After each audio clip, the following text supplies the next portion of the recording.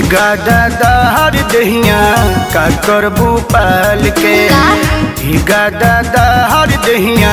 का करबू पाल के दादार दहिया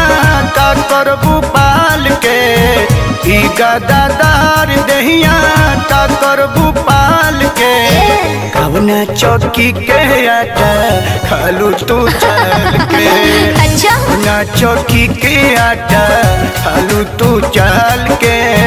दहिया बनावल बाई खा पी के माल के सुनो तनी अरे बोलो ना भाई दहिया बनावल बाई खा पी के माल के नजर ना लावो जोनी हमरा तू गाल के नजर ना लावो जोनी हमरा तू गाल के बुझलो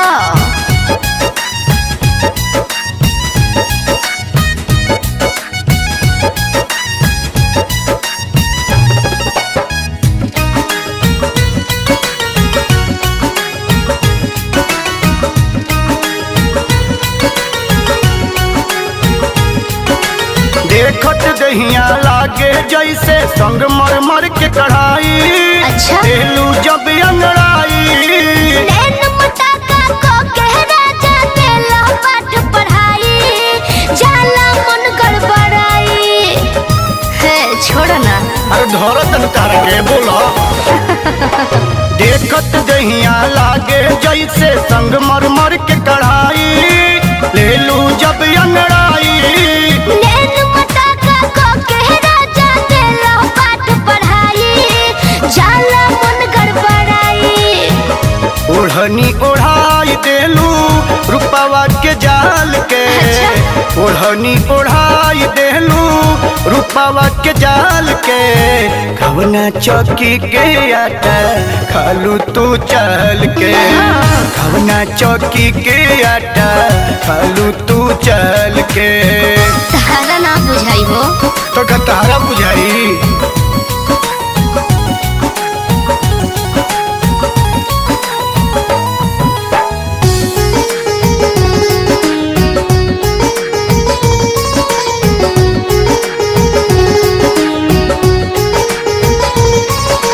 बेकत बन के रहब संगे कलह तू सगाई लोना तू अपनाई चैन चोरा के तू दिलावा के देलू प्यार जगाई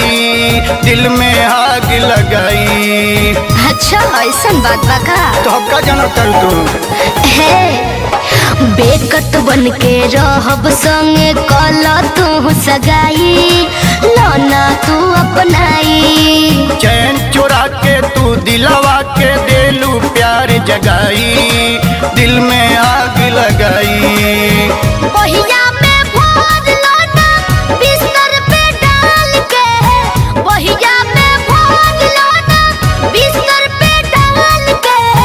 नजर ना लावो जोनी हमरा तू गाल पे नजर ना लावो जोनी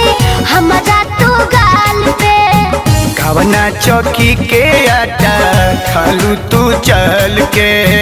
नजर ना लावो जोनी हमरा तू गाल के कवना चौकी के आटा खालू तू चल के नजर ना लावो जोनी हमरा तू गाल के बुझला बाबू।